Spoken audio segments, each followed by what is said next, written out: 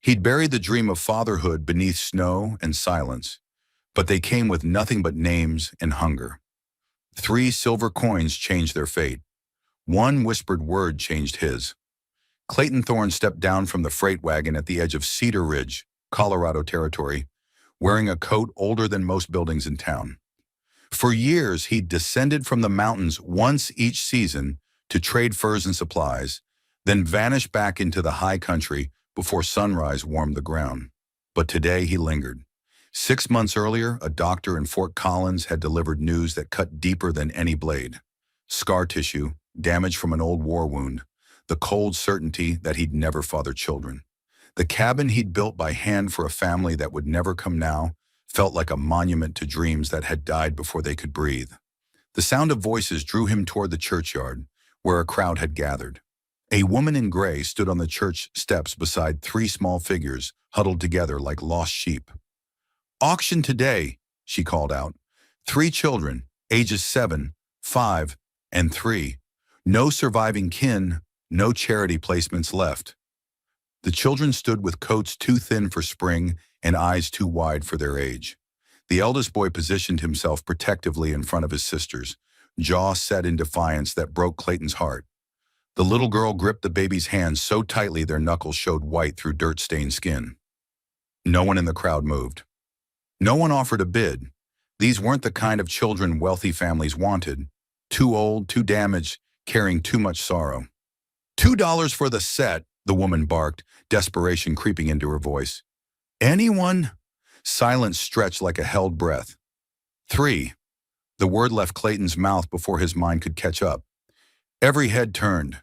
He walked up the church steps, his boots echoing like thunder, and dropped 3 silver coins into the woman's gloved palm.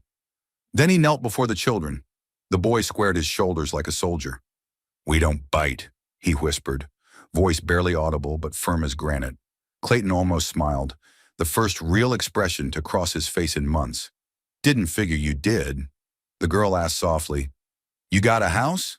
He nodded. "Got food?" He nodded again, seeing desperate hope flicker in her dark eyes.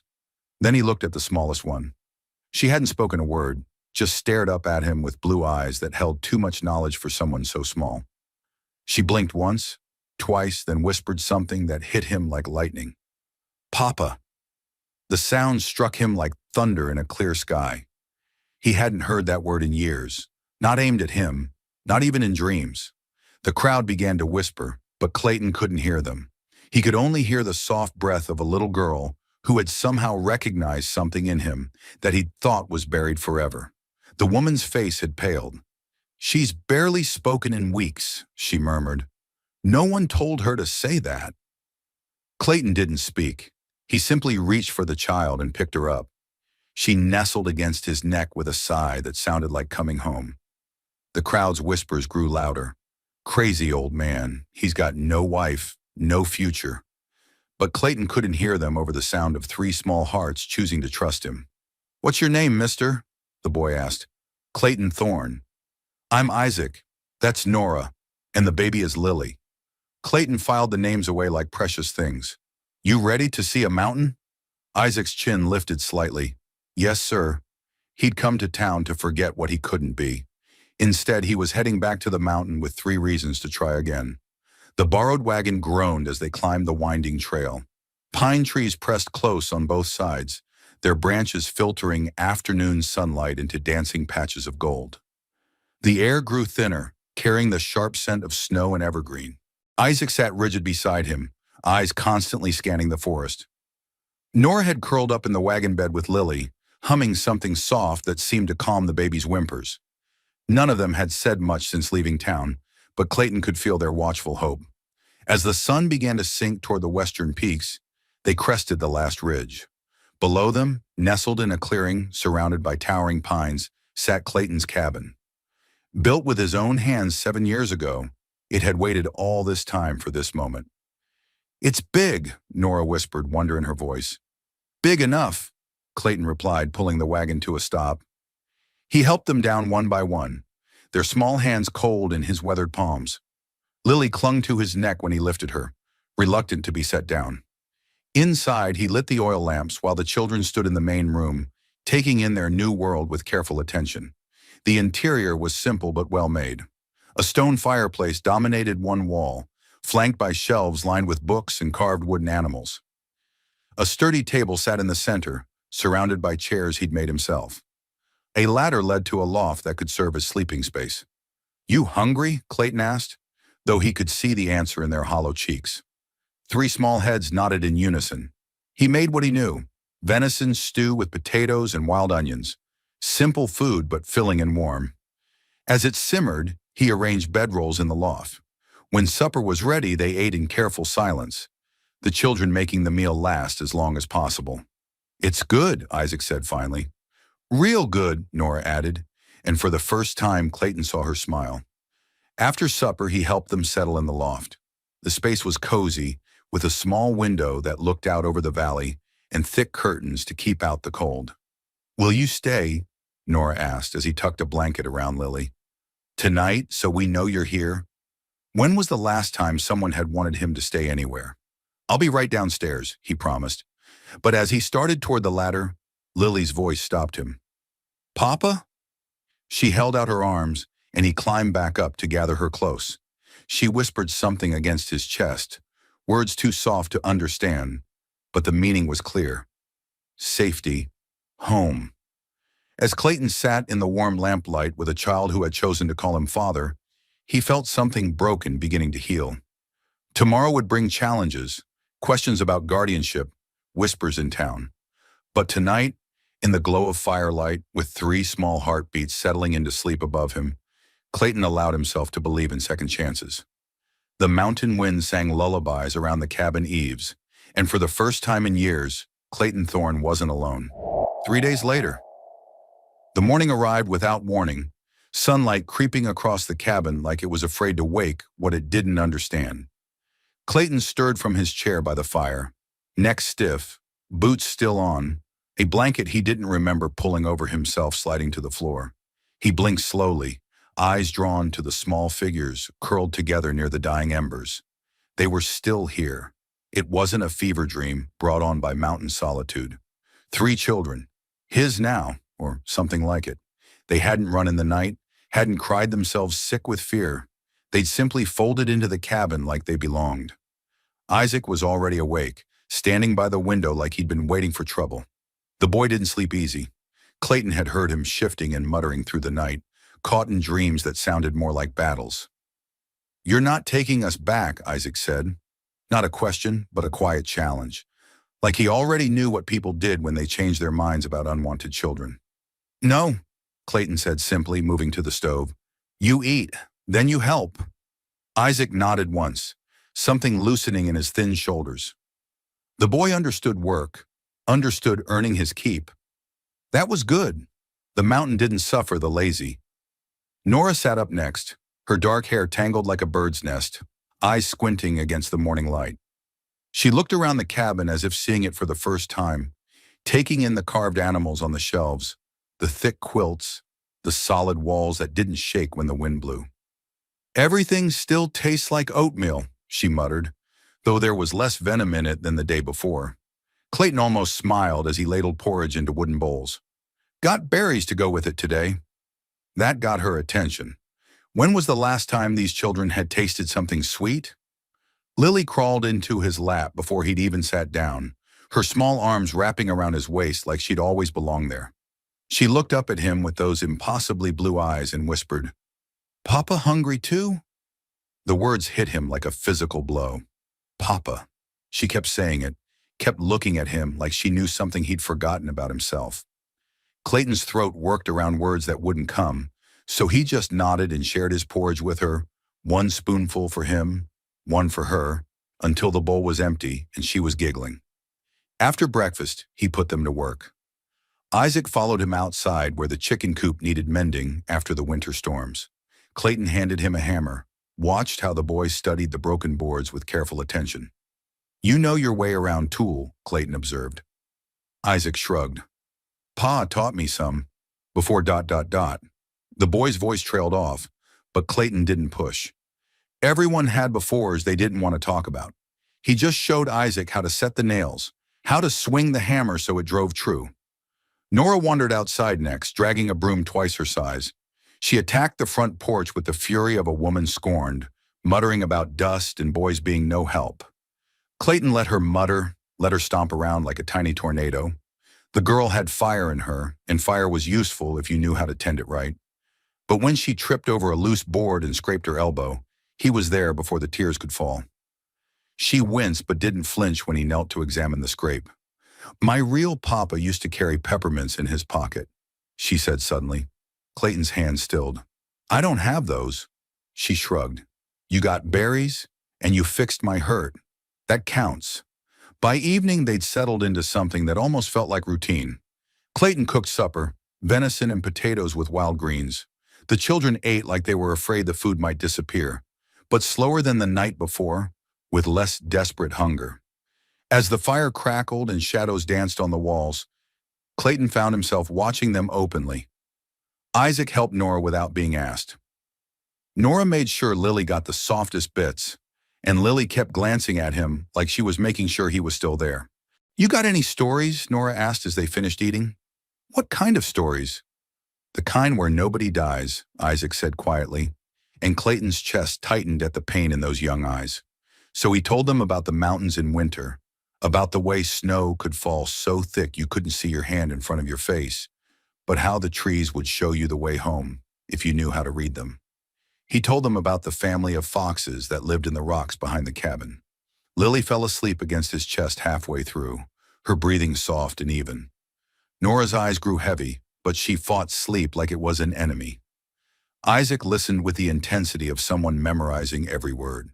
When Clayton finally carried Lily up to the loft, she stirred just enough to whisper, "Papa tell more stories tomorrow?" "Yeah, sweetheart," he said, surprised by how easily the endearment came. "Tomorrow." But tomorrow came with trouble. Clayton woke to unnatural silence. No birds calling, no wind in the trees, no small sounds of animals going about their morning business. Just the kind of quiet that meant something was wrong. He slipped from his bedroll and moved to the window. Nothing moved in the clearing, but the hair on the back of his neck stood up anyway. Someone was out there, watching. He dressed quickly and stepped onto the porch, rifle in hand but not raised. The morning mist clung to the ground like spirits reluctant to leave, and the air tasted of snow despite the spring warmth. That's when he saw it. Nailed to the oak tree at the edge of the clearing was a piece of paper, the edges fluttering in the breeze. Clayton's blood turned to ice water. He'd lived alone on this mountain for 7 years, and no one came up here without him knowing about it first. He approached the tree slowly, every sense alert. The paper was crude, the writing scrawled in charcoal. "They ain't yours. Don't forget it." Clayton ripped the note down, his jaw clenching hard enough to crack teeth. Someone had been here in the night, close enough to the cabin to nail this warning to his tree, close enough to hurt the children if they'd wanted to. The sound of the door opening made him spin around. Isaac stood on the porch, barefoot and shirtless, but holding a piece of firewood like a club. "What is it?" the boy asked, eyes scanning the tree line. Clayton folded the note and tucked it into his pocket. "Nothing you need to worry about." But Isaac was too smart to buy that lie. Someone was here. It wasn't a question. The boy had probably been awake, listening, when the intruder came calling. "Yeah," Clayton admitted. "Someone was here." Isaac's grip tightened on the firewood. "They coming back?" Clayton looked at the boy, really looked at him. Skinny as a rail, probably hadn't had a full belly in months, but standing there ready to fight for what little safety he'd found. "I don't know," he said honestly, "but if they do, we'll be ready." The rest of the morning passed in tense preparation. Clayton checked his ammunition, cleaned his rifle, and showed Isaac how to load the old shotgun he kept for emergencies. Nora sensed the change in mood and kept Lily close, singing soft songs to keep the baby calm. But it was Isaac who asked the question that had been gnawing at Clayton all morning. "Why don't they want us to stay?" Clayton paused in his cleaning of the rifle barrel. "How did you explain to a 7-year-old that some people saw children as property, as things to be owned rather than loved?" "Some folks," he said carefully, "think they got a say in things that ain't their business." "Like us?" "Like you." Isaac was quiet for a long moment, processing this. Then, What if they try to take us back?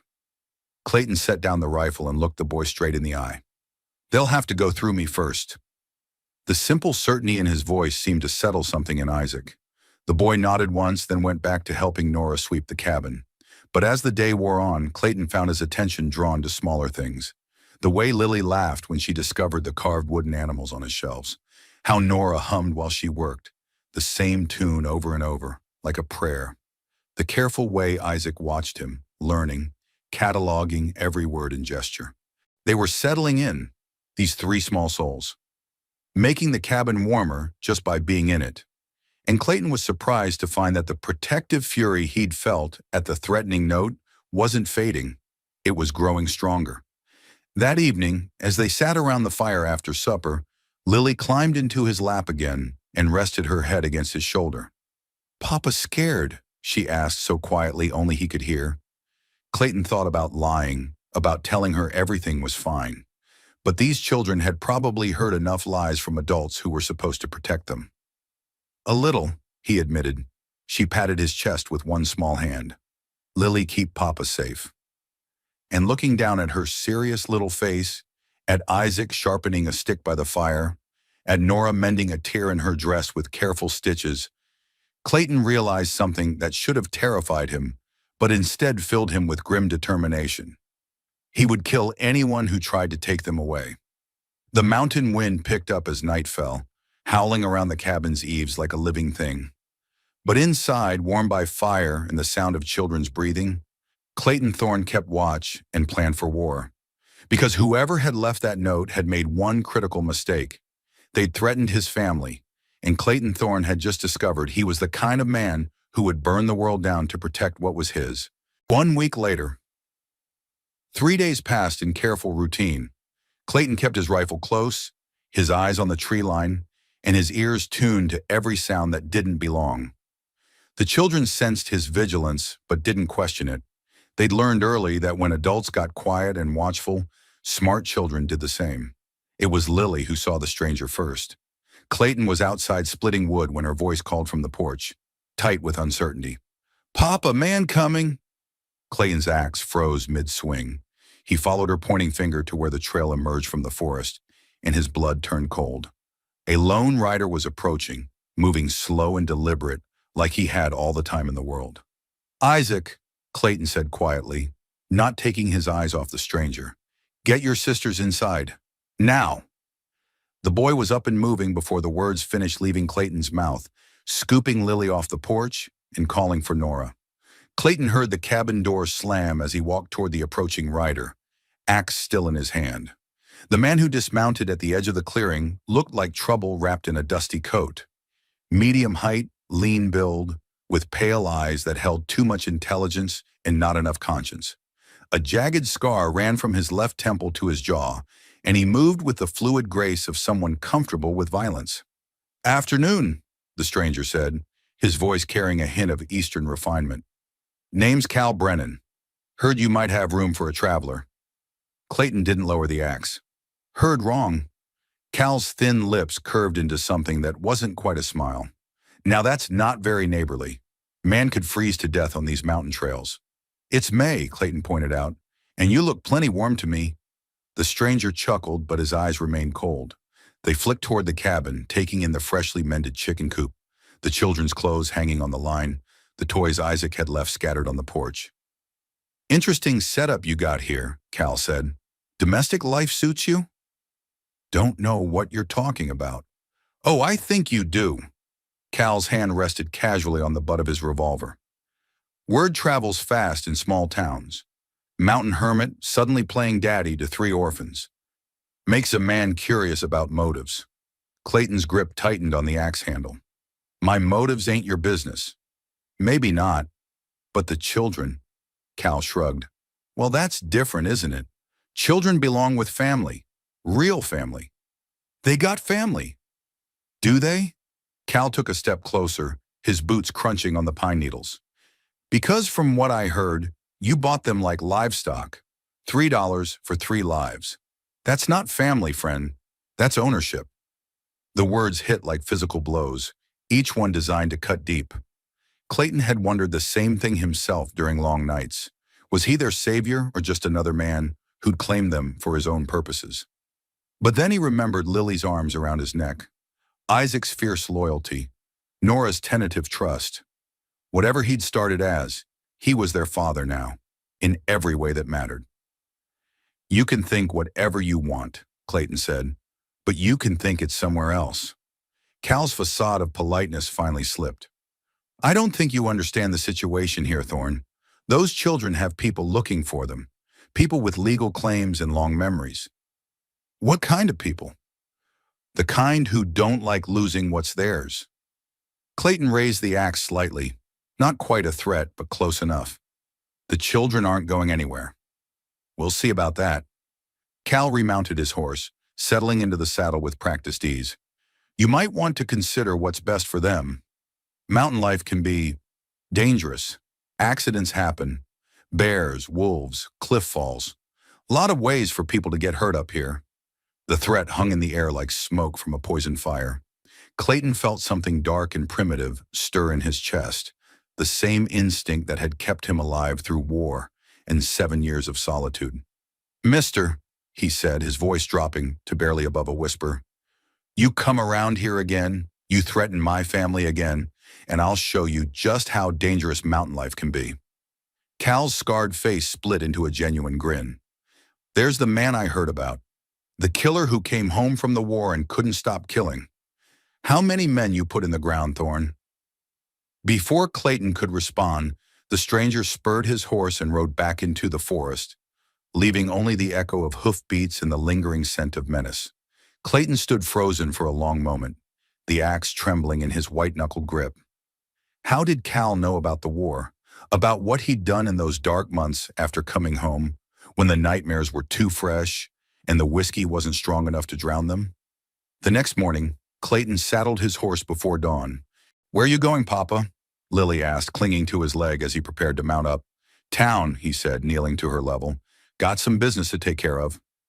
Isaac appeared at his shoulder, eyes old beyond his 7 years. "What kind of business?" Clayton met the boy's gaze steadily. "The kind that keeps families together." He left them with strict instructions. Stay inside, keep the shotgun loaded, and if anyone came while he was gone, anyone at all, they were to hide in the root cellar until he returned. The ride to Cedar Ridge took 2 hours, and Clayton spent every minute planning. Cal had known too much about him, about the children, about things that should have been private. That meant someone in town was feeding information to the wrong people. The general store was his first stop.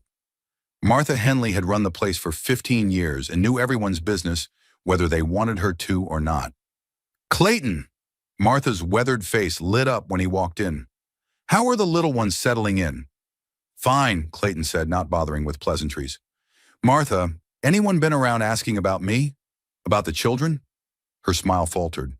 "Why? Something wrong?" "Just answer the question." Martha glanced around the empty store, then leaned closer. "There was a man here yesterday, well-dressed, city clothes, said he was looking into the welfare of some orphans who'd been irregularly placed." Clayton's jaw clenched. "What did you tell him?" "Nothing much," Martha said quickly. "Just that you seem to be taking good care of them." But Clayton, he had papers, official-looking documents with seals. "What kind of papers?" "Child welfare, I think. Said there had been complaints about the auction, about children being sold to unmarried men without proper oversight." The walls felt like they were closing in. Clayton had known this might happen, had feared it from the moment he dropped those coins in the churchwoman's palm. "Anyone else been asking questions?" Martha hesitated. "Sheriff Rawlings was in this morning. Asked if I'd seen any strangers around. Seemed concerned about something." Clayton nodded grimly and walked directly to the sheriff's office. Rawlings was behind his desk, studying a wanted poster with intense concentration. "Clayton," the sheriff looked up. "Glad you came by. We need to talk." "Yeah, we do." Rawlings gestured to a chair, but Clayton remained standing. The sheriff sighed and set the poster aside. "I got word from the territorial marshal's office," Rawlings said. "Seems there's been some inquiries about a certain mountain man and 3 children. Official inquiries." "What kind of official?" The kind that come with federal backing and the authority to remove children from homes they deem unsuitable. Rawlings leaned back in his chair. Clayton, you need to understand what you're up against here. These people have lawyers, judges, politicians in their pocket. Why? Clayton asked. Why do they want 3 orphans nobody else gave a damn about? Rawlings was quiet for a long moment. Then, you ever hear of the Brennan family back east? Railroad money, mining interests, political connections going back 3 generations. Clayton's blood turned to ice. Brennan.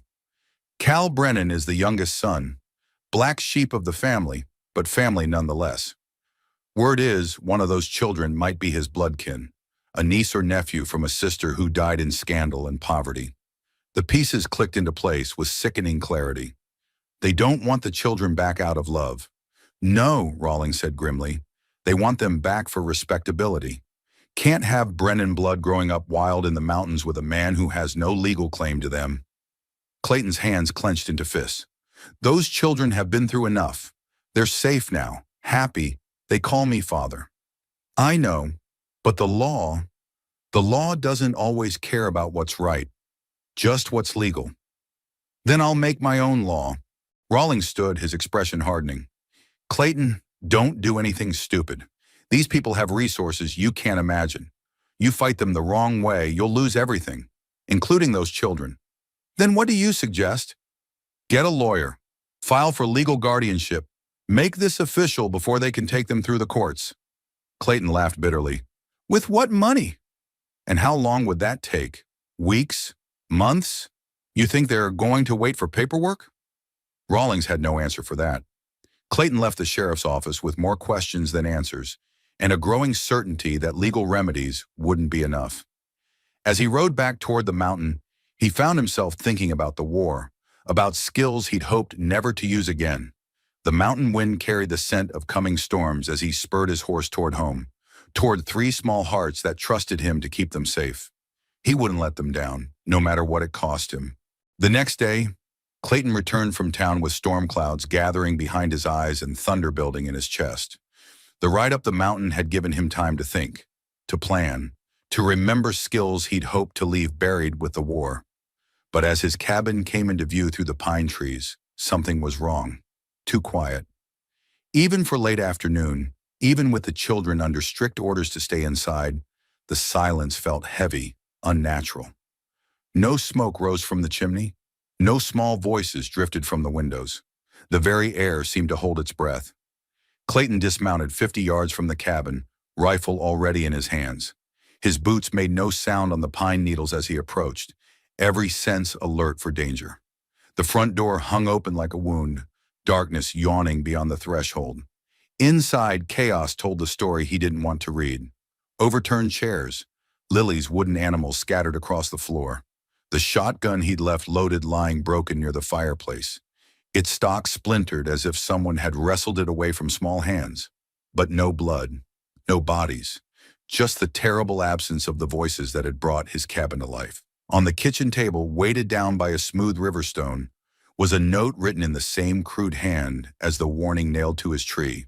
Want them back? Come alone to Devil's Canyon at sunset. Bring papers showing you own them legal-like, or don't come at all. Your choice, old man. Clayton's hand shook as he read the words again. Devil's Canyon, a maze of rock formations and hidden caves 15 miles south, where the mountain dropped away into shadows that never saw full sunlight. Perfect place for an ambush. Perfect place to make people disappear. He crumpled the note, his mind racing. How many men? How long had they been gone? Were the children hurt, scared, crying for him? The sound of approaching hoofbeats made him freeze. Through the window, he saw Sheriff Rawlings riding up with 3 men in city clothes. Federal marshals, most likely, or worse. Clayton, Rawlings called out. We need to talk. Clayton stepped onto the porch, rifle loose in his hands but ready. Talk fast. The lead rider, a thin man with spectacles and the pale complexion of someone who lived in courtrooms, cleared his throat. Mr. Thorne, I'm Federal Judge Harrison Blackwood. I have here a writ of custody removal, signed by the territorial governor. He held up an official document heavy with seals. The children in your care are to be remanded immediately to their legal guardians, the Brennan family. The children aren't here, Clayton said flatly. Judge Blackwood's eyebrows rose. I beg your pardon? They're gone. Taken. Clayton's voice carried the weight of mountains about to fall. Your legal guardians kidnapped them. Clayton showed them the note. The judge read it twice, his pale face growing paler. This is irregular, Blackwood stammered. The Brennan family assured us they would pursue only legal remedies. The Brennan family lied, Clayton said. Question is, what are you going to do about it? One of the other writers, a man with the build of a professional gunfighter, spoke up. Could be a trick. Man facing legal proceedings might stage something like this. Clayton's rifle came up, not quite pointing at the man, but close enough to make his horse sidestep nervously. Mister, if you're suggesting I'd use 3 children as pawns in some legal game, you'd better be ready to back those words with iron. The gunfighter's hand drifted toward his weapon, but Judge Blackwood held up a restraining hand. If what Mr. Thorne says is true, then this is a matter for law enforcement. Law enforcement takes time, Clayton said. Time those children don't have. He was already moving toward his horse, checking his ammunition, his mind shifting into the cold, calculating mode that had kept him alive through 2 years of killing. Mr. Thorne, Judge Blackwood called, I cannot allow you to take matters into your own hands. Judge, Clayton interrupted, swinging into his saddle, with all due respect, you can take your federal proceedings and file them in hell. Sheriff Rawlings stepped forward. Clayton, what do you need? The question surprised him. Rawlings was risking everything by even asking. Time, Clayton said. Give me until full dark. If I'm not back with those children by then, you can assume I'm dead and proceed however you see fit. Rawlings nodded slowly. You heard him, gentlemen. We wait until dark. Clayton spurred his horse toward the darkening forest, leaving behind the complications of courts and legal documents for the simpler mathematics of violence. Someone had taken his children. Someone was going to pay. The trail to Devil's Canyon wound through country that grew progressively more hostile, loose shale, deadfall, and shadows that seemed to move independently. Clayton knew this country, had hunted it for years, but tonight it felt alien, pregnant with malevolent possibilities. He found their tracks easily enough. 3 horses, one carrying double, probably one of his children riding with their captor. The hoof prints spoke of haste, of men pushing their mounts harder than was wise. As he crested the ridge overlooking Devil's Canyon, smoke rose from a sheltered hollow where ancient rock falls had created a natural amphitheater.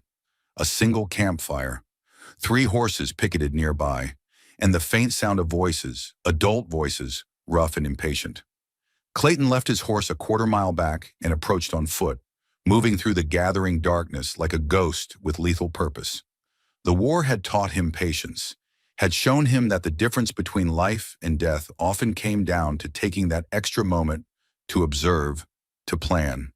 From his concealed position in the rocks above the camp, he could see them clearly. Cal Brennan sat near the fire, that scarred face animated as he spoke to his companions. A fat man with thinning hair counted money from a leather pouch, and a third man, tall and lean with the look of a professional killer, stood guard with a rifle. But where were the children? Then he heard it, a faint whimpering from the direction of a dark cave mouth at the far end of the hollow. One of the men said something Clayton couldn't make out, and Cal laughed, the sound echoing off the canyon walls like breaking glass. Won't be needing them much longer anyway, Cal was saying as Clayton crept closer. Once we get them back east, proper schools, proper families, they'll forget all about their mountain man soon enough. What if he don't come? The fat man asked. Cal shrugged. Then we got ourselves 3 orphans to sell to the highest bidder. Either way, we profit. The casual cruelty in his voice made Clayton's finger tighten on his rifle trigger. These weren't just kidnappers. They were slavers, treating his children like livestock. The guard turned in Clayton's direction, and for a moment their eyes met across 60 yards of canyon floor. The man's mouth opened to shout a warning, but Clayton's rifle spoke first. The bullet took the guard center mass, spinning him around before he collapsed beside the fire. Chaos erupted in the camp. Cal dove for cover behind a boulder, while the fat man scrambled for his weapon. Clayton was already moving, sliding down the rocky slope with fluid grace. Thorn! Cal shouted from behind his rock. That you? Come to collect your bastards? Clayton's answer was another bullet that chipped stone inches from Cal's head.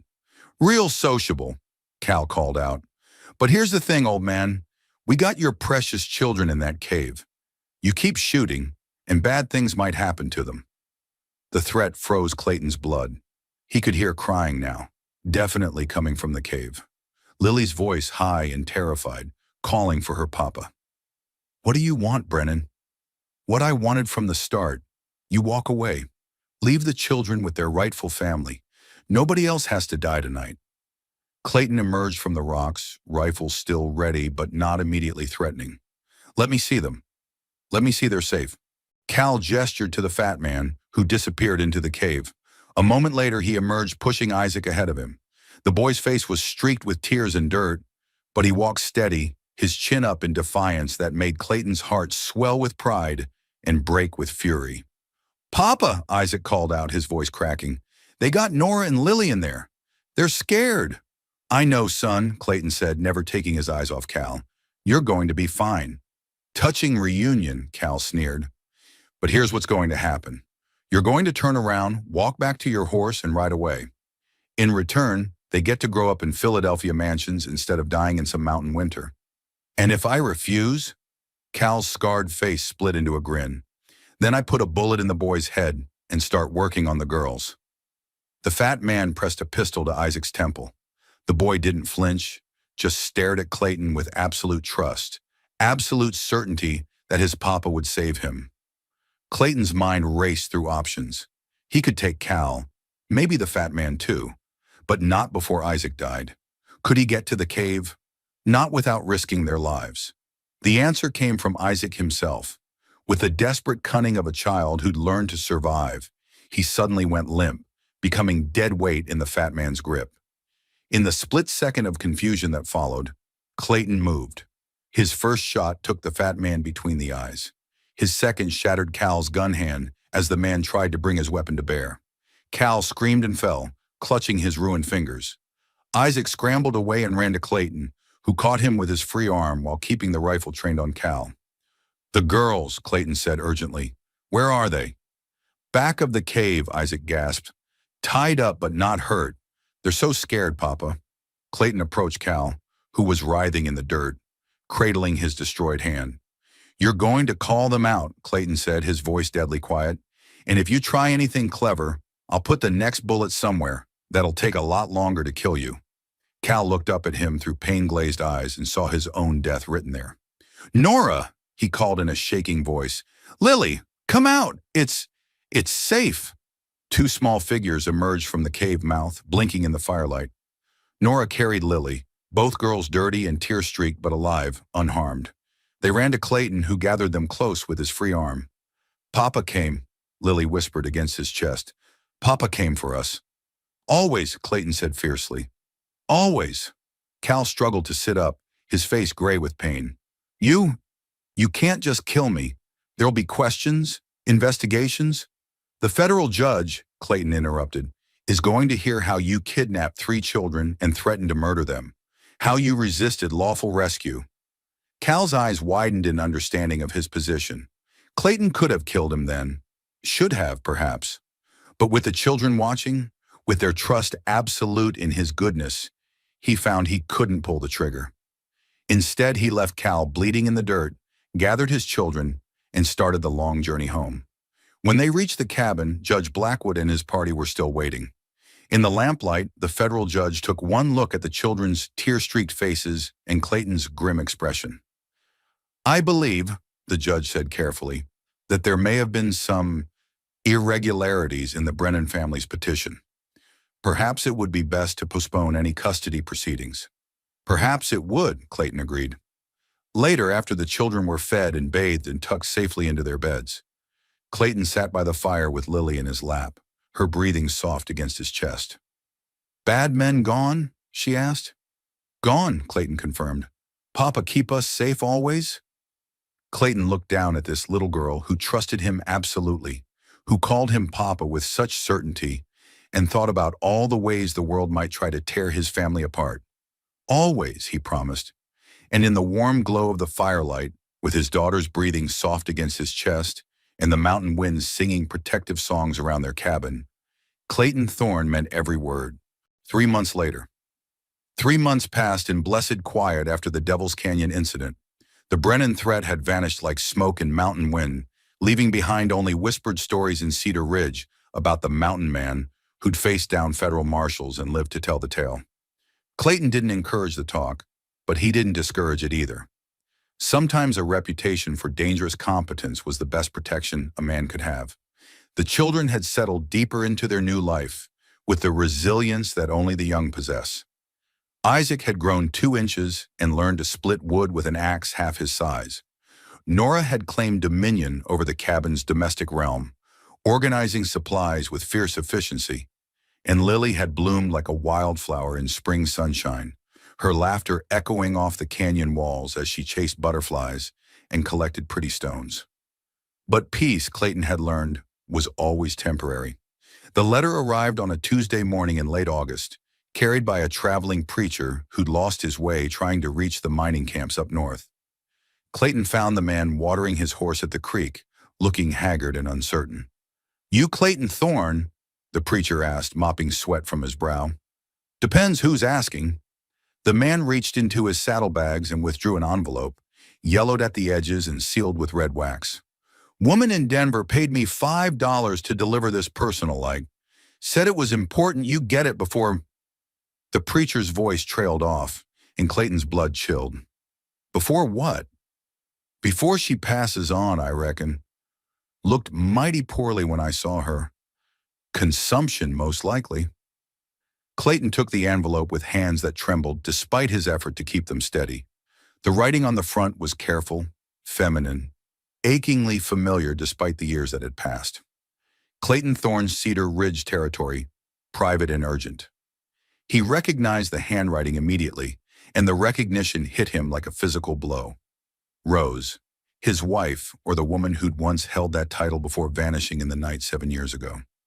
After the preacher left, Clayton walked to the edge of the clearing, away from the cabin where the children were playing, and broke the wax seal with fingers that shook like autumn leaves. "My dear Clayton, if this reaches you, it means I found the courage to send what I should have written years ago. I know what I did cannot be forgiven, and I do not ask for your understanding. I ask only for your compassion, for the sake of an innocent child who bears the burden of my mistakes. When I left you, I was carrying a child, not yours. I was unfaithful, and the shame of it drove me away rather than face your disappointment. I convinced myself you would be better off without knowing the truth. The child, a daughter I named May, is now 8 years old. Her father died of fever last winter, and I am not long for this world. The coughing sickness has taken hold, and the doctors say I have perhaps weeks, not months. May is alone in the world save for me, and soon she will be alone entirely.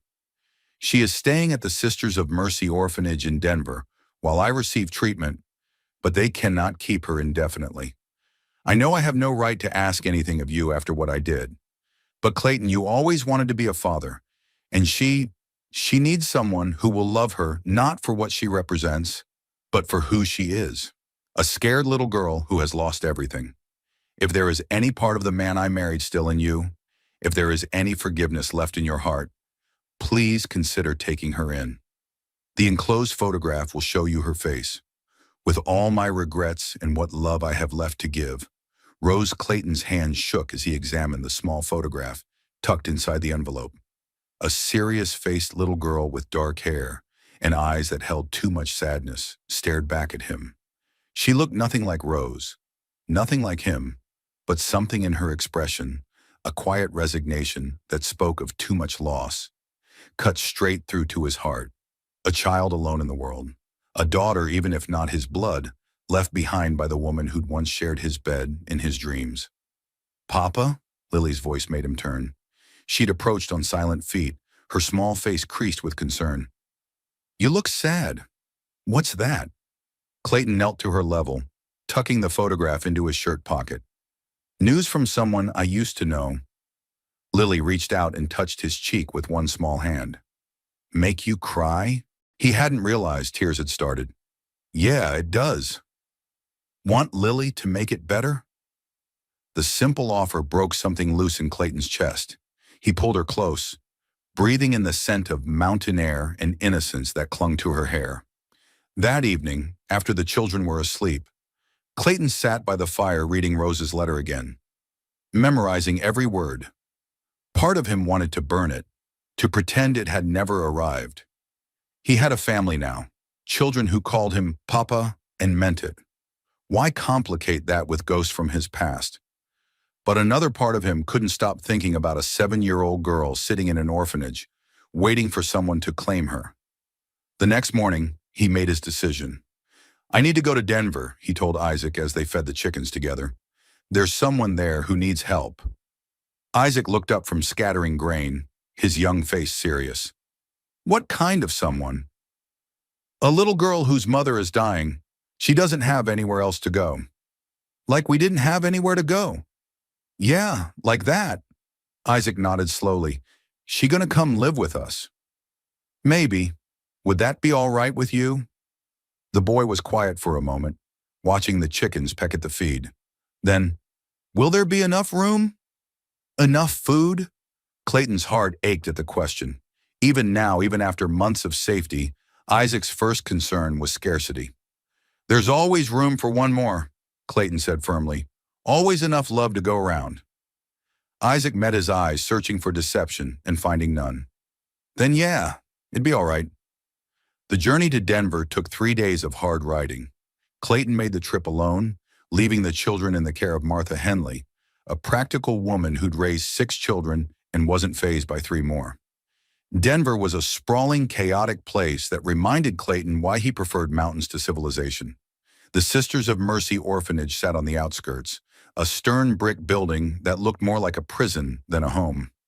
Sister Margaret, the elderly nun who ran the place, received him in a sparse office that smelled of carbolic soap and disappointment. You're here about the Garrett child, she said without preamble. May, Clayton said. Her name is May.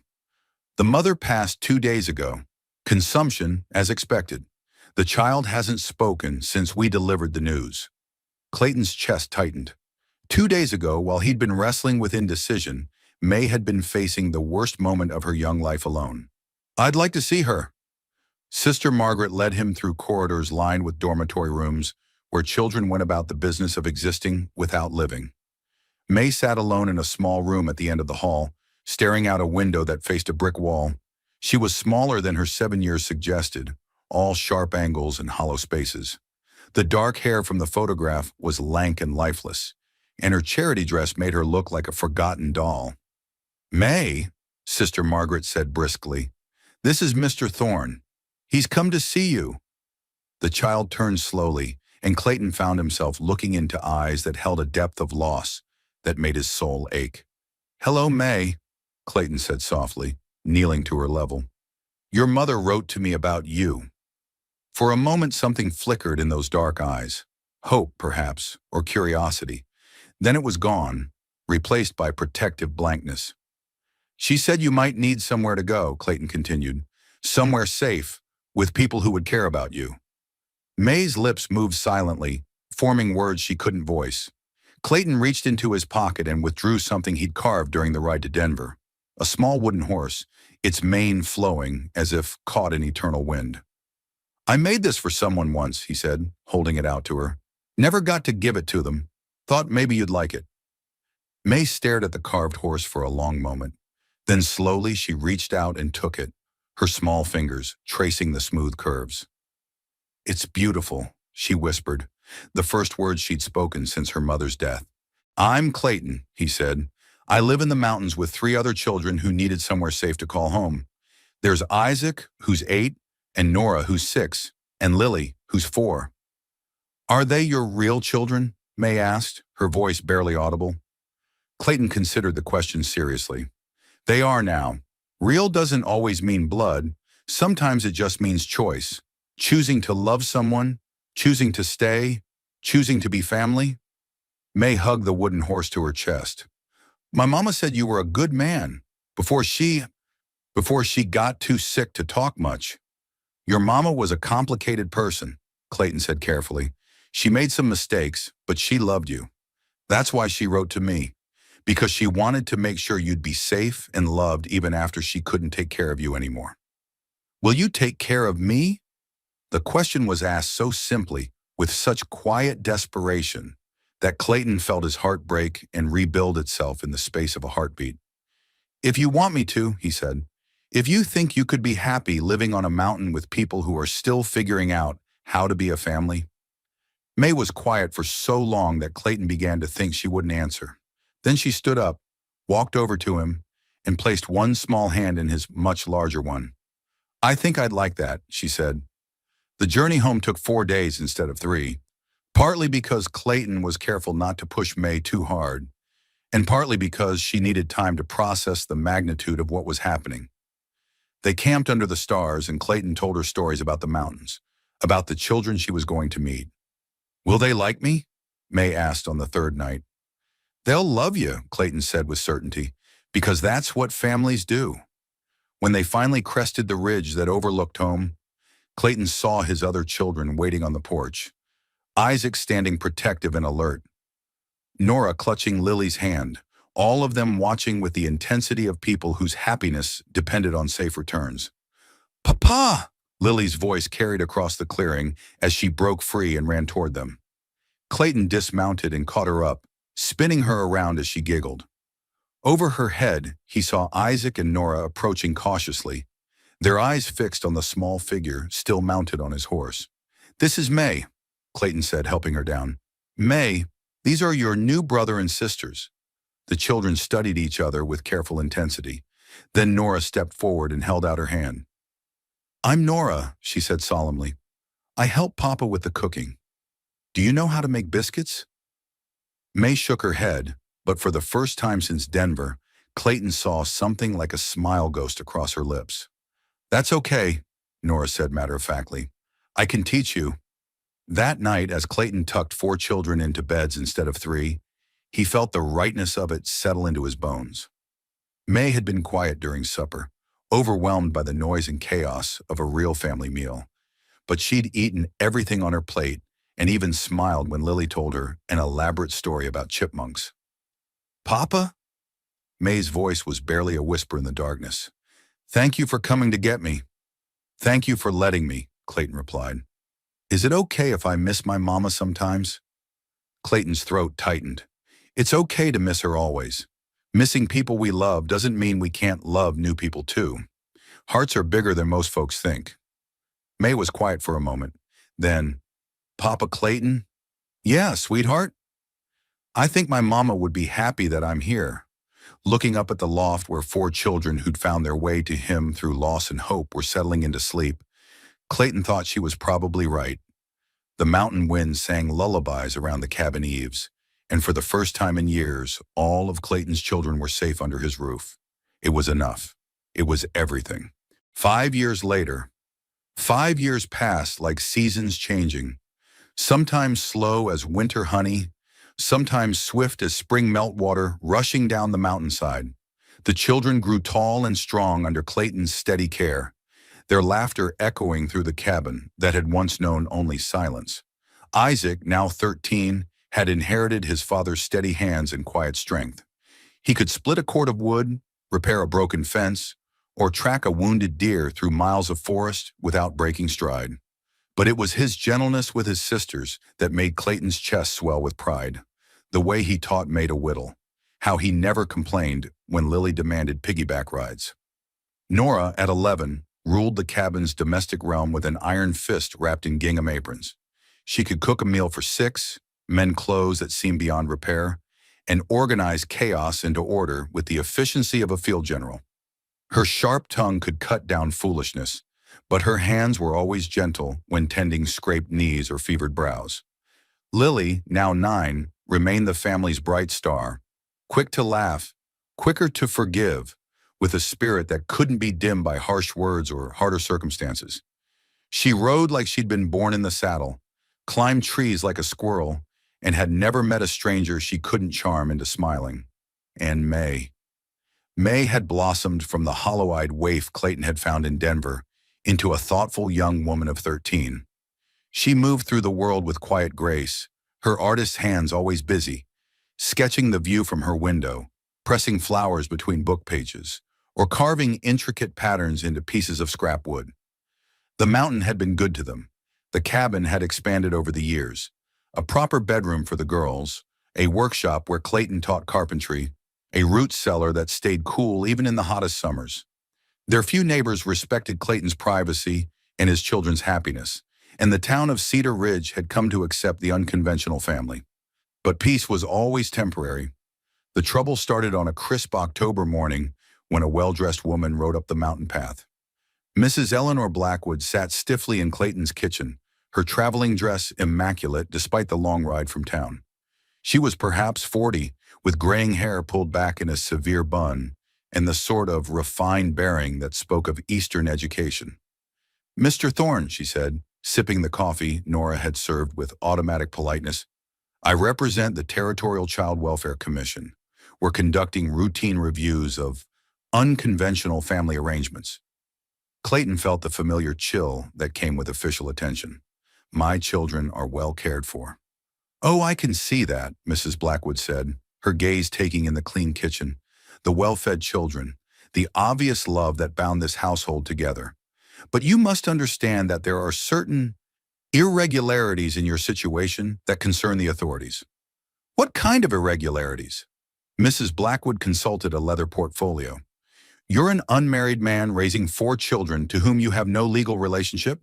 No formal adoption papers were ever filed. From a legal standpoint, these children are still wards of the state." The words hit Clayton like physical blows. "They're my children. I understand your attachment, and I can see they're attached to you as well. But attachment isn't the same as legal right, and there are concerns about their future prospects." "What concerns?" Mrs. Blackwood's expression softened slightly. "The girls particularly. They're growing into young women, but what opportunities will they have here? No proper schooling beyond what you can provide. No exposure to refined society. And the boys. Isaac shows promise, but he'll never rise above his circumstances without proper education." Clayton felt anger building in his chest. "My children are happy. They're healthy. They're loved. What more do they need?" "Opportunity, Mr. Thorne. The chance to become more than what their unfortunate beginnings would suggest." Before Clayton could respond, Isaac appeared in the kitchen doorway. The boy had grown tall and broad-shouldered, his eyes holding steady confidence. "Pa?" Isaac said, his gaze flicking between Clayton and the visitor. "Everything all right?" "Just a conversation, son," Clayton said, but Mrs. Blackwood leaned forward with sudden interest. "Isaac, isn't it? How old are you now?" 13, ma'am. "And can you read?" "Right question mark." Isaac straightened slightly, sensing challenge. "Yes, ma'am. Pa taught us all. I can cipher too, and I know my geography and history." "Impressive," Mrs. Blackwood said, making notes. "But tell me, what do you plan to do with your life? What are your ambitions?" Isaac glanced at Clayton, then back at the woman. "I plan to work the land, take care of my family, maybe expand the farm, raise some cattle, build a good life here." Mrs. Blackwood's pen scratched across her paper. "And if I told you that you could attend a proper school in Denver, learn a profession, perhaps become a lawyer or a doctor?" For a moment, Isaac was quiet, considering. Then he shook his head firmly. "This is my home, ma'am. These are my people. I don't need to see the world when I got everything I want right here." After Mrs. Blackwood left, with promises to return and ominous mentions of recommendations to the territorial governor, Clayton gathered his children around the kitchen table. "They want to take us away?" Lily asked, her voice small and frightened. "They want to separate us," Clayton said honestly. "Send you to different schools, different families. They think it would be better for your futures." "But we don't want different futures," May said quietly. "We want our future, here together." Nora crossed her arms with characteristic determination. "Let them try. I'll bite anyone who tries to take me away from my family." The conversation was interrupted by commotion outside, horses arriving fast, voices calling out in alarm. Clayton stepped onto the porch to find Dr. Samuel Morrison dismounting from his lathered mare, his medical bag clutched in one hand. "Clayton," the doctor called. "Thank God you're here. There's been an accident in town. Mine collapsed at the Broken Creek site. They're bringing wounded up to the church, but I need help. Those children of yours, they've got steady hands and good hearts. I could use them." Clayton looked back at his children, saw them already reaching for coats and boots without being asked. When people were hurt, you helped. When the community called, you answered. The ride to town was swift and silent. The Broken Creek mine employed half the men in Cedar Ridge, and a collapse could mean widows and orphans, economic disaster for the entire region. The scene at the church was chaos. Injured miners lay on makeshift beds while Dr. Morrison worked to treat wounds and set broken bones. Wives and children crowded the pews, their faces tight with worry. "Isaac, Nora," Clayton said, his voice cutting through the noise. "Help the doctor. May, Lily, comfort the families. Help with food and water." For the next 6 hours, the Thorne family worked alongside their neighbors with quiet efficiency. Isaac held lanterns steady while Dr. Morrison sutured wounds. Nora boiled water and tore clean cloth for bandages. May sketched quick portraits of injured men to send to worried relatives. Lily held the hands of crying children, singing soft songs until their tears stopped. By dawn, the crisis had passed. 3 men were dead, 7 badly injured but expected to recover. The community would mourn its losses and care for its wounded, as mountain communities always had. Mrs. Blackwood was waiting on the church steps as they prepared to leave. She'd witnessed everything, the way Clayton's children had worked without complaint, the respect they commanded from adults, the love they showed to strangers in need. "Mr. Thorne," she said, her official demeanor notably softer, "might I have another word?" They walked away from the others, out of earshot of the children. "I came here prepared to recommend the removal of your children to more suitable arrangements," Mrs. Blackwood said. "I was convinced that isolated mountain life was no place for young people to develop proper character." Clayton waited, saying nothing. "I was wrong," she continued. "What I saw in there, those children have something that no amount of formal education can teach. They have compassion, competence, and an understanding of what it means to be part of something larger than themselves." She reached into her portfolio and withdrew several official documents. "I'm recommending that guardianship of Isaac, Nora, Lily, and May be formally granted to Clayton Thorne, with all legal rights and responsibilities thereof." Clayton felt something loosen in his chest that he hadn't realized was clenched tight. "Thank you. Don't thank me, Mr. Thorne. Thank them." She nodded toward his children, who were helping elderly Mrs. Patterson into her buggy. "They're remarkable young people. You should be proud." "I am." Mrs. Blackwood smiled, the first genuine expression Clayton had seen from her. "I have one more recommendation to make." "What's that?" "The territorial government is looking for men of good character to serve as deputy marshals in remote areas. The position comes with a small salary, official recognition, and legal authority to protect citizens in your jurisdiction. Interested?" Clayton thought about Cal Brennan, about federal judges and legal documents, about all the ways the outside world had tried to tear his family apart. Having official standing might not prevent future challenges, but it would certainly help him meet them. "I might be," he said. 2 months later, Clayton Thorne was sworn in as deputy marshal for the Cedar Ridge district. The badge felt strange on his chest, heavy with responsibility and official recognition of what he'd always known, that protecting the innocent was worth any personal cost. The children adapted to their father's new role with characteristic resilience. Isaac took pride in helping with investigations that required tracking skills. Nora organized the household with military precision whenever Clayton had to travel. May sketched wanted posters with artistic flair, and Lily charmed information from reluctant witnesses with innocent questions that adults would answer honestly. But the most significant change came from within Clayton himself. The badge made him feel legitimate in ways he'd never expected, not just as a father, but as a man who contributed to something larger than his own small corner of the world. It was May who noticed first. "Pa," she said one evening as they sat on the porch watching the sunset paint the mountains gold, "you seem different lately. Happier, maybe?" Clayton considered the observation. "I reckon I am." "Why?" He was quiet for a long moment. "For a long time, I felt like I was just taking things.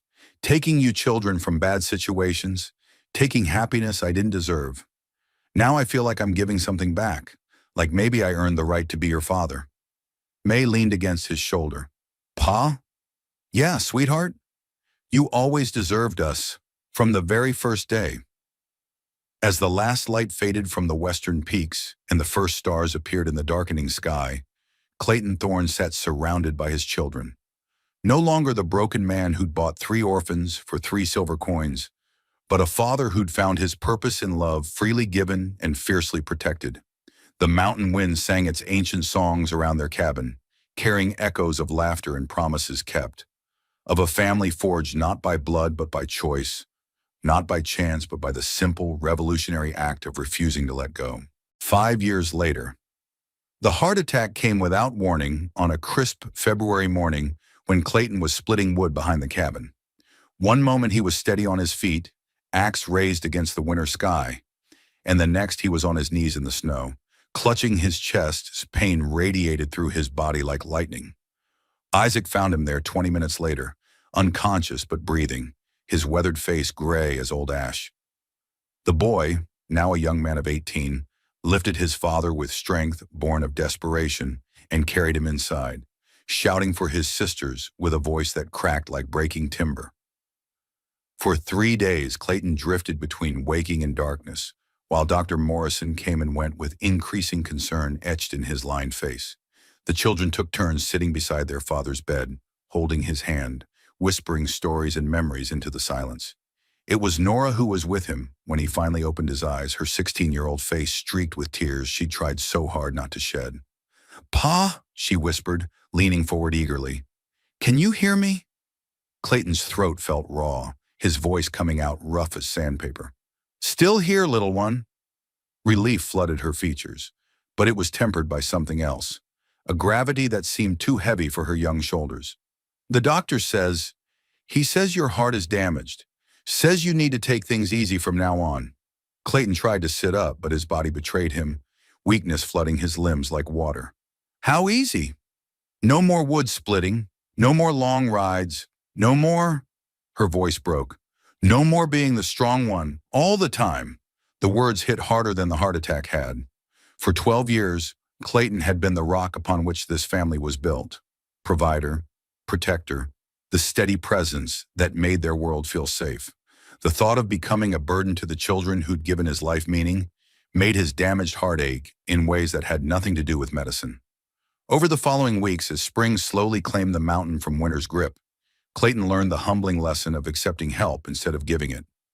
Isaac took over the heavy work without complaint, his young hands already skilled enough to maintain the cabin and care for the livestock.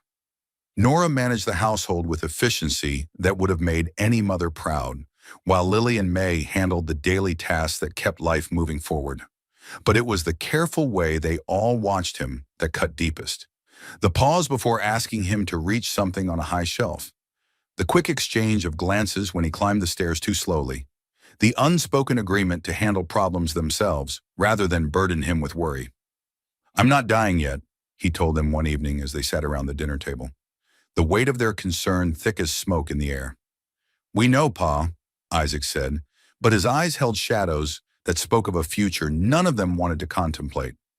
That's when the letter arrived, another envelope bearing the seal of the territorial capital and addressed in official script that made Clayton's chest tighten with familiar dread.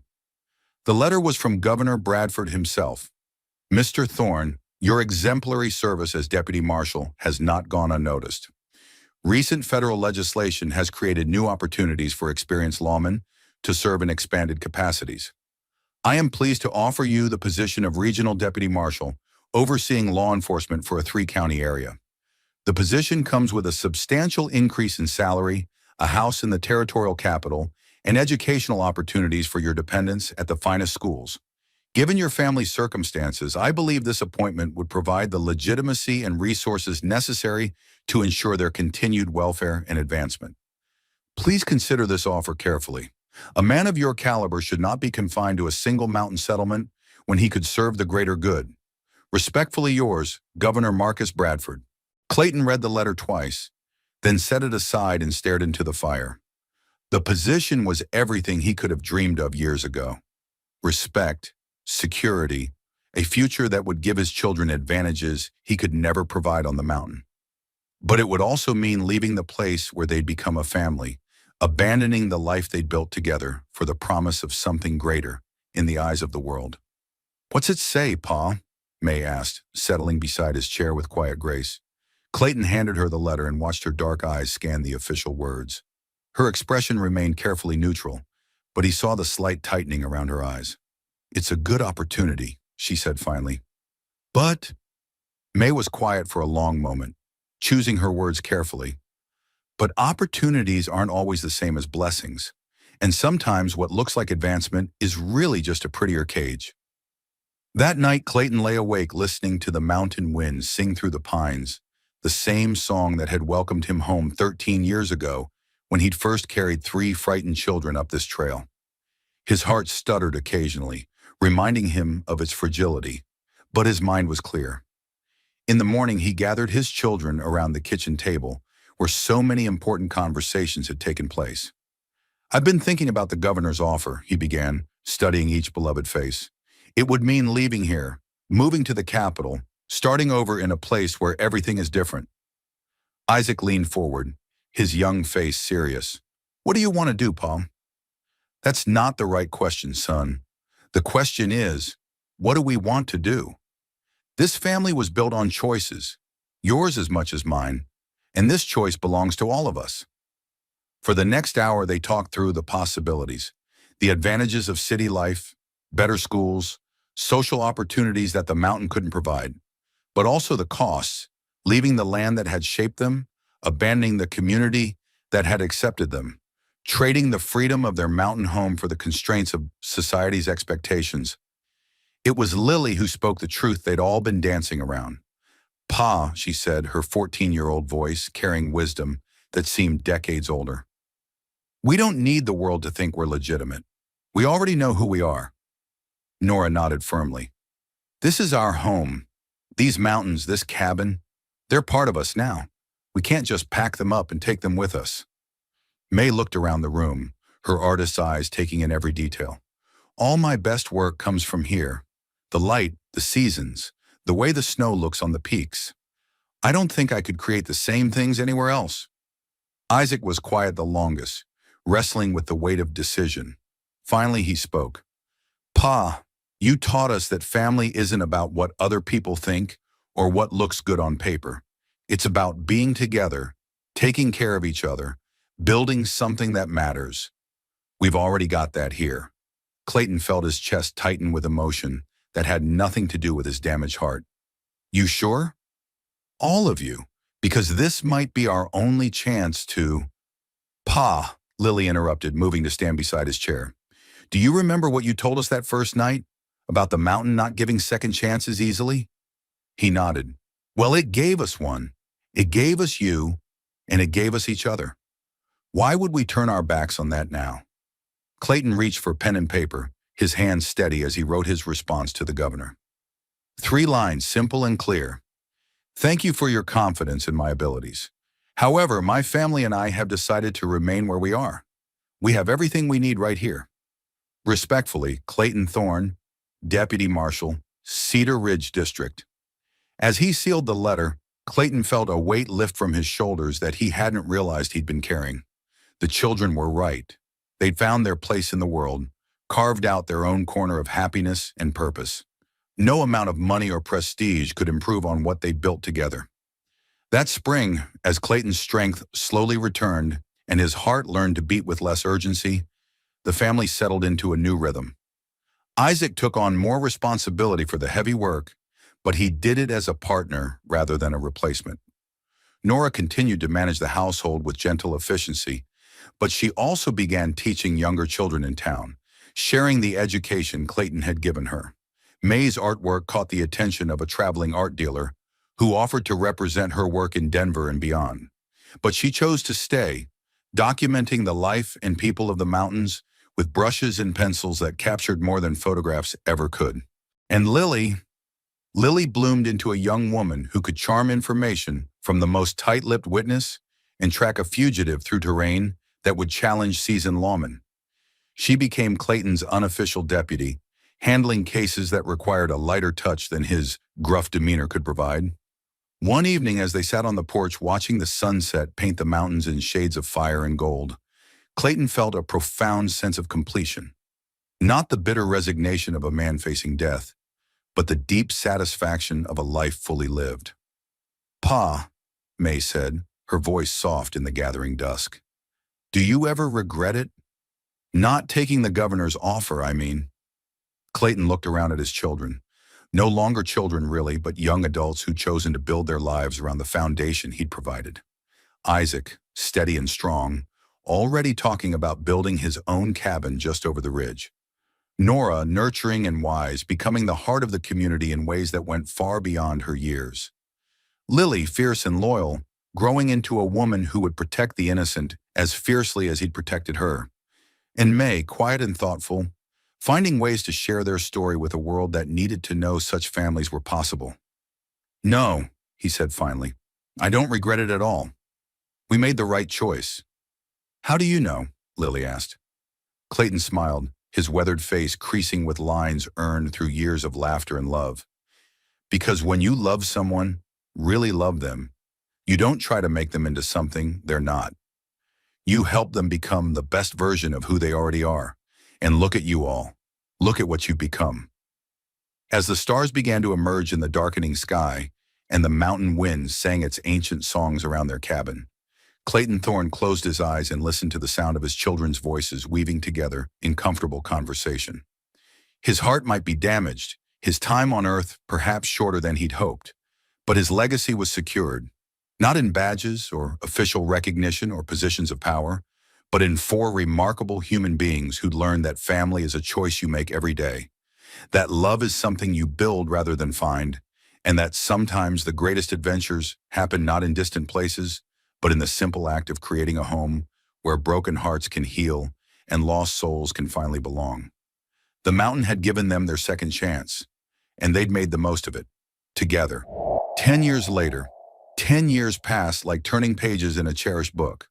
The children grew into remarkable adults under Clayton's guidance, their laughter still echoing through the cabin that had become something larger than any of them had dared to imagine.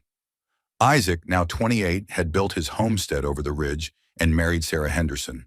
Their son, named Clayton, gurgled in the cradle Isaac carved with his own hands.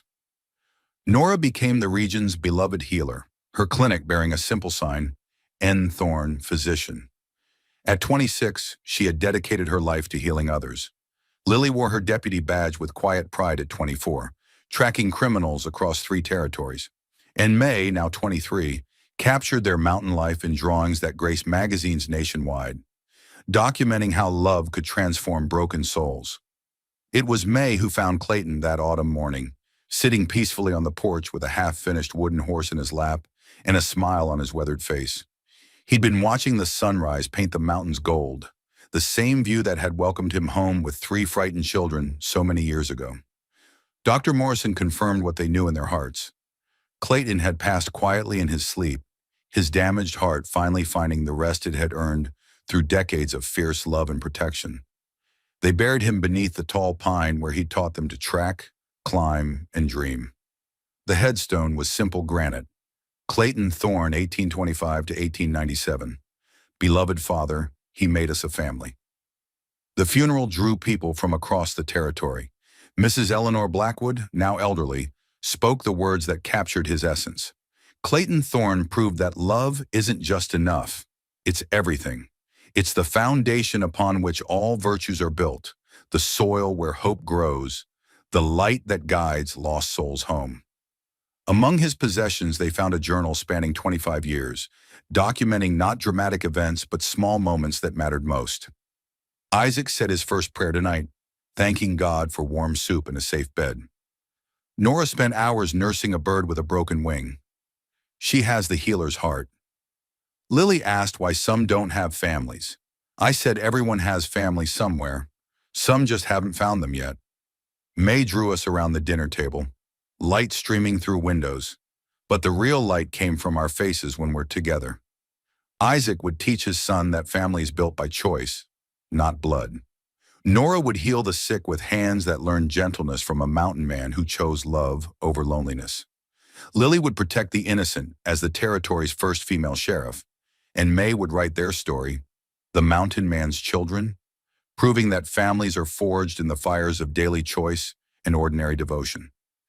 Years later, when people spoke of the mountain man who raised 4 orphans, they'd argue about details.